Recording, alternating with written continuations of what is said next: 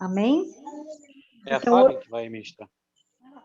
hoje nós vamos falar um pouquinho sobre a unção de Issacar e ver o que ela se aplica nas famílias, né? O que ela se aplica nos homens e como ela também alcança as mulheres, amém? Então, eu peço para vocês, meus irmãos, abrirem as escrituras, se quiserem e puderem, em Gênesis capítulo 49.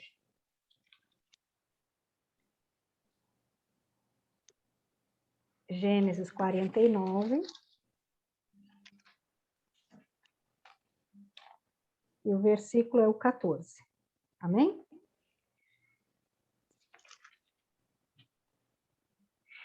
Diz o seguinte: Issacar é um jumento forte, deitado entre as suas cargas. Ou Issacar é jumento de fortes ossos, deitado entre dois fardos. Amém? Então, nós sabemos que esse capítulo aqui, ó, o que acontece? Israel, ou Jacó, ele chama seus filhos para falar coisas futuras. Ele entrega uma palavra para cada filho, uma unção para cada filho. E nós vamos aprender aqui sobre Issacar, sobre a grandiosidade que o pai dele, o pai que deu destino para ele, colocou dentro dele. E o quanto isso é importante para nós, para as nossas famílias. O quanto isso é importante ser verificado e ser buscado, isso, pelos maridos e também observado pelas mulheres, né? Então, ele juntou seus filhos naquele momento e ele entregou uma palavra, e não foi diferente para Issacar, não é? E ele equiparou Issacar a um jumento. E ele disse que Issacar tinha ossos fortes. Ele viu Issacar com ossos fortes, fortalecidos, como um jumento que carregava fardos. Olha que tremendo isso, né? E se a gente ponderar sobre isso, jumento não é no sentido ruim. Não é. É um sentido excelente. Então, o que a gente pode entender sobre isso? Por que razão tinha que ter ossos fortes? Por quê? Por que motivo ele igualou o filho, ele assemelhou o filho com um jumento? Por que ele disse que era para suportar fardos, cargas, né? Então, nós vejamos assim, ó, Issacar ele foi separado pelo pai dele para ter uma estrutura forte, para ser forte. Não uma força bruta, não, mas sim uma força para o quê? Dar suporte, para segurar, para levar sobre si um fardo. Amém? O pai de Issacar, ele disse que ele, o filho dele, era semelhante a um jumento. Por que será? Então, a gente vai tentar entender esse motivo, essa razão, né? Esse animal, ele não tinha nenhuma conotação ruim. A gente pode, né, ver durante as escrituras, né, que o jumento ele carregava carga, peso, mas não apenas isso, ele carregava também autoridades, pessoas ilustres, né? E esse animal, diferentemente do cavalo, o cavalo é ágil, até carrega peso, mas o cavalo é para outra coisa, o jumento não, era para suportar coisas fortes e também destino, porque ele levava rei também, né? Autoridades. Então, o que ele levava sobre ele? Aquele governo. Entendem? É muito poderoso, né? O jumento, ele suporta muita carga. E também, ele não foi apenas usado por pessoas ilustres, governos e tal, mas também por profetas. Até a gente vê Balaão, né, que usou uma mula, que é híbrido e tal.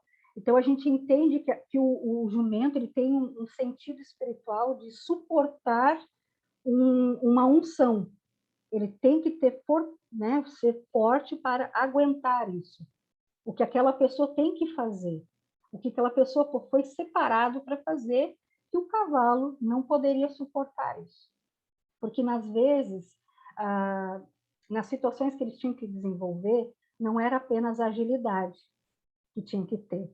Porque a agilidade pode levar a pessoa a fazer coisas muito rápidas e não não lograr êxito naquilo que foi separado para fazer.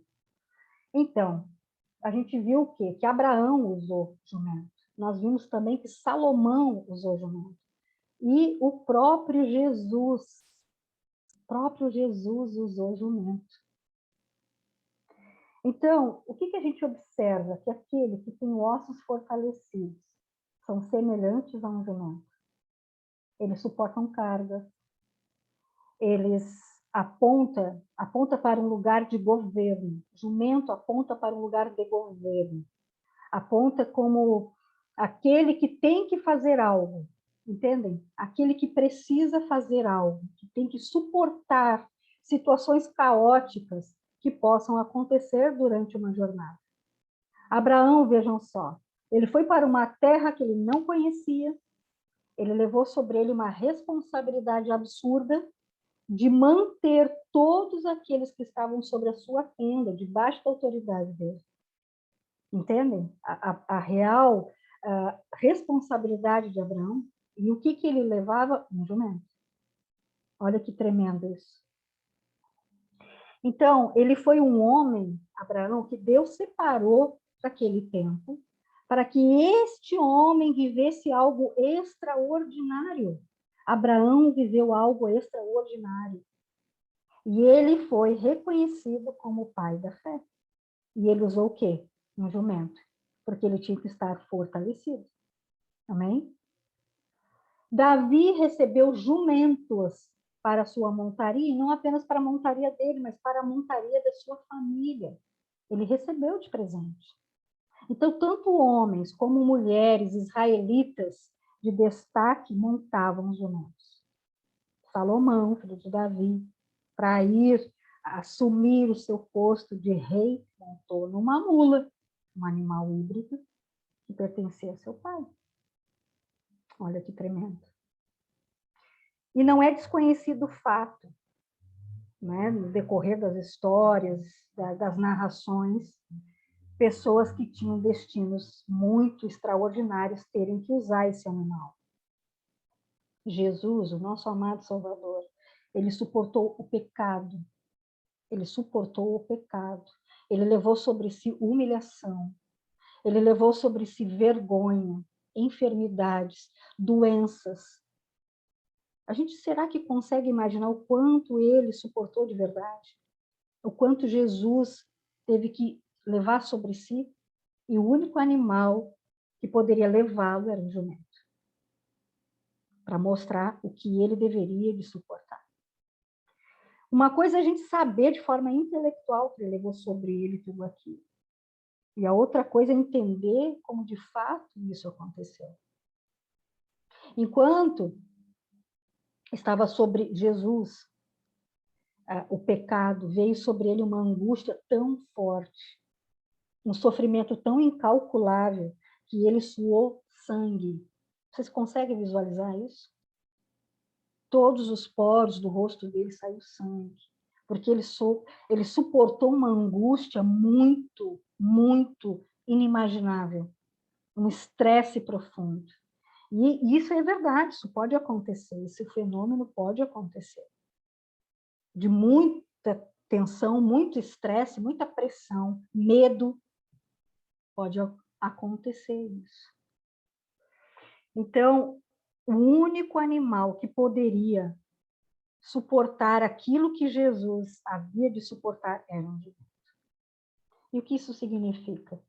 Jumento significa uma posição de governo. Jesus é o Rei dos Reis. Ele é o Senhor dos Senhores. Ele não poderia vir montado num cavalo naquele momento, e sim como um jumento. Ele usou esse animal para mostrar o quê? Força. Que ele conseguiria suportar, que ele conseguiria dar suporte aos homens, às mulheres que estavam no mundo, o pecado que estava. Isso é muito poderoso e muito, muito incrível, esse entendimento espiritual. Então, entendemos, né, que essa unção traz ao que carrega ossos fortalecidos, posição de governo.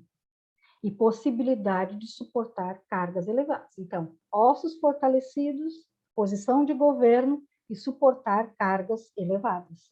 Amém? Então, olha a importância de ter ossos fortes. Ossos não dão o suporte ao corpo? Será que sem os ossos fortes a gente consegue ser mantido de pé? Os ossos fortes significa que a coluna da pessoa a mantém em pé, meio a qualquer tempestade, a qualquer situação ruim. Um edifício, imagine um edifício. Se o esqueleto do edifício é frágil, ele não permanece de pé. Agora, se ele tem um esqueleto forte, fortificado, ele vai resistir tempestades, ventos, enfim. E isso nos aponta a real necessidade de buscar para cada um de nós, e principalmente os homens aqui, esta unção, ossos fortalecidos, esqueleto forte. Pedir isso para dar uma ideia de governo, porque o Senhor entregou o governo aos filhos, não é verdade? Amém, né? E também para suportar cargas. Então, trazendo isso para uma visão espiritual, o que significa ossos fortalecidos? Então, Davi pediu ao Senhor, lá no Salmo 51, que ele tivesse um espírito inabalável, ou seja, ossos fortes, para poder suportar qualquer situação, ainda que lhe sobreviesse questões difíceis. Ele não fosse abalado, ele não tombasse, ele permanecesse, ele seguisse em frente. Ser inabalável é viver o processo, sem desistir. Se equipar à perseverança, seguir em frente, é confiar em Deus, é saber que a tempestade não dura para sempre. Ela tem o tempo certo para permanecer. E outra, eu falo algo a vocês pelo Espírito, aquele que não quer perder alguma coisa, abrir mão de alguma coisa, ele não está pronto para crescer no Espírito. Amém? Então, o que significa perseverar? Perseverar significa caminhar, um passo de cada vez. Ainda que esteja muito difícil, isso é perseverar. Caminhar. Agora vejamos uma segunda característica de Sacar. Bom, nós entendemos que é inabalável, significa governo. Amém? Nós entendemos isso, não? Vamos abrir lá em 1 Crônicas, por favor. Capítulo 12.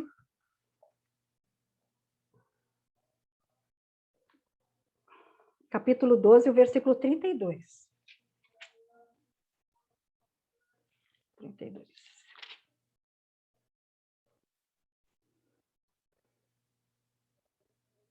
Amém?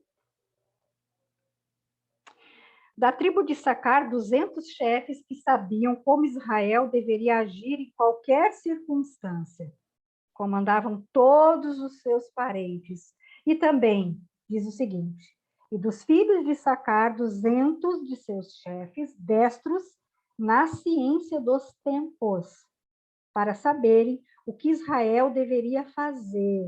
E todos os seus irmãos seguiam suas ordens. Destros, o que significa destros? Significa que eram conhecedores, que eles sabiam aquilo que eles estavam fazendo, exímios nesse departamento. E é um dom dado pelo Senhor a essa tribo. Eles conheciam a movimentação de tempo e tempos, os ciclos. Tudo que acontecia, eles viam de antemão. Eles conheciam isso. E por conta de conhecerem isso, eles aconselhavam aos seus irmãos. Eles viam a movimentação de Deus antes mesmo de acontecer. Amém? Eles avaliavam e viam, e a partir disso, eles diziam para todo o restante que eles deviam fazer. Olha que coisa mais tremenda isso. Isso é muito poderoso. Isso é muito poderoso. Eles tinham discernimento de tudo aquilo que o Senhor ia fazer, antes mesmo de fazer. Ou seja, eles tinham os ossos fortalecidos, posição de governo, eram inabaláveis e se antecipavam. E nós sabemos que todo aquele que se antecipa, ele governa. Amém? É muito importante. Então, o Senhor, ele alinhava, ele costura de forma majestosa tudo e todos. Ele deposita em Issacar o dom de ser inabalável, aponta para governo, conhecedor da movimentação espiritual, a fim de se antecipar a tudo e não sofrer nenhuma surpresa desagradável. Isso tudo Issacar levava sobre ele. E segundo isso tudo, a posição no acampamento, se a gente lembra do acampamento, ele era o do meio, não era da frente, ele era o do meio. Era Judá, Issacar e Zebulon, não é? Olha que tremendo isso, olha o grande ensino que o Senhor dá. Judá, o que nos mostra? Adoração. E não adoração de apenas cantar canções. Adoração é um estado. Adoração é o profundo conhecimento de quem é Deus e saber que efetivamente Ele faz tudo aquilo. Isso é adorar. E Zebulon é alegria no partir, no ir. E o que Issacar no meio, vendo, olhando a movimentação de Deus e dizendo, hora de ir, hora de ficar. Não, agora a gente tem que acalmar, tem que fazer um louvor para o Senhor, agora tem que fazer arrependimento. Isso era o que ele fazia, por isso que ele estava numa posição de governo no centro, olhando tudo, em posição aberta para os seus olhos. Olha que tremendo isso. Mas agora, né? Por que eu estou dizendo tudo isso? O que isso tem a ver com os homens do tropa? O que será que isso tem a ver? Por que a gente está falando sobre isso para falar sobre sacerdócio? Para falar sobre o cabeça da casa, sobre o chefe da família. Então, meus irmãos, o homem do tropa, ele precisa ter em si essas características de Issacar. Ele precisa ter ossos fortalecidos, a sua estrutura muito bem fortificada, a fim de conseguir dar suporte a todas as pressões espirituais que a família vier enfrentar. O homem, o cabeça, posicionado, alinhado em Deus, compreende que ele precisa suportar o peso da família. Tirar o peso da esposa, a carga da esposa. Ele tem que suportar sobre si a carga da responsabilidade espiritual, a fim de que a sua esposa possa fluir naquilo que nasceu para fazer. O que é? Ser auxiliador idôneo. Um homem segundo esse alinhamento será o cabeça dessa família, irá tirar o peso, a carga, irá levar sobre ele isso. Ele vai deixar a esposa o quê? Livre. Para quê? Para mostrar a ele as opções corretas que ele tem que decidir. A mulher tem que mostrar para o marido as posições. Ó, isso aqui, tem essa aqui, tem isso aqui. A decisão é do homem. Mas se ela tem peso sobre ela, não consegue visualizar isso de forma correta. E outra forma também da mulher fluir livremente sem o peso é ser o quê? Opositora ao inimigo. Porque ela vai o quê? Interceder pela família. Ela vai manter aquele casamento em pé, aquela família em pé. Não? Ela é a coluna. O homem é o cabeça, o homem é o telhado e a mulher é a coluna da casa. A mulher é o pescoço. Vocês já ouviram isso? Mas é verdade. Mas para isso acontecer, tem que entender de forma correta e precisa a posição dentro de um casamento. Qual a unção que este marido tem que buscar? Que é a unção de Issacar. Tem que pedir, pai, me dá esses ossos fortalecidos aí, pai. Me dá essa posição de governo aí, pai.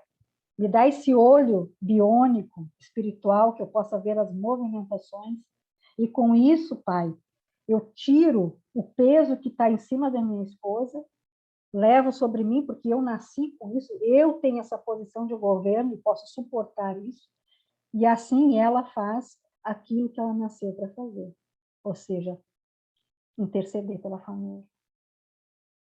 E esse homem, segundo essas características,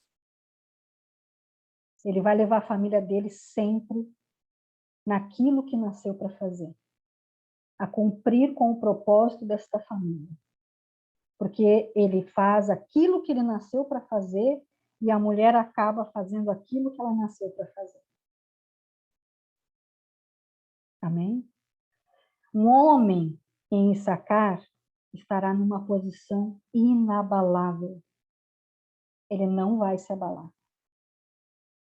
Porque ele entende de forma consciente quem ele é. Ele sabe quem ele é em Deus. Ele sabe que ele é o governo, ele sabe que ele é a fortaleza da casa, e ele sabe a movimentação correta que tem que agir. Ele sabe a decisão correta. A esposa mostra e ele decide pelo correto.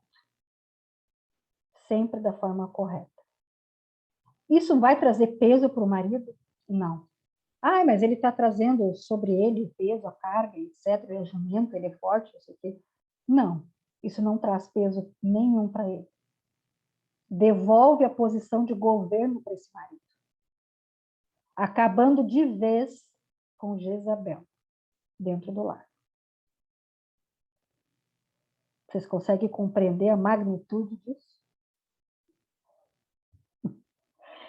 E outra coisa também, eu estava falando com meu marido esses dias sobre a vontade de Deus, que é boa, agradável e perfeita. Eu vou deixar depois ele falar sobre isso. E desta forma, essa família agindo desta maneira, nós vamos atingir essa vontade de Deus, que é boa, agradável e perfeita. Cada um no seu devido papel. E vejam, é necessário que a gente compreenda isso de forma correta e não de uma forma humana. Porque se a gente for puxar para o lado humano, a gente vai pensar assim, tá, mas a mulher então não vai fazer mais nada? Não.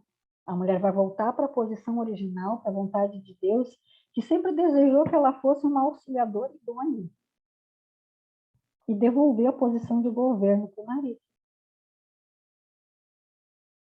Essa posição. Que foi que acontecendo? Se perdendo. Que foi se perdendo, daí entrou Jezabel, e aí virou tudo uma bagunça. Mulher mandando, homem ficando acovardado, se perdendo no meio do caminho.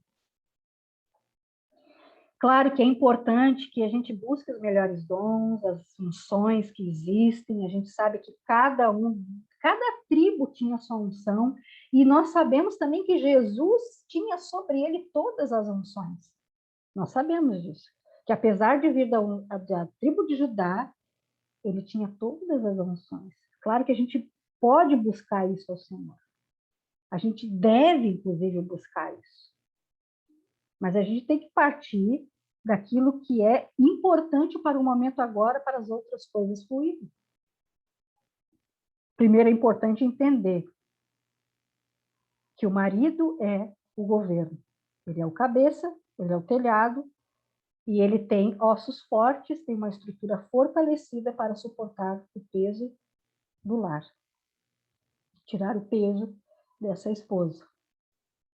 Porque se esse homem não estiver com os ossos fortalecidos, ele não vai retirar a carga de nenhuma mulher.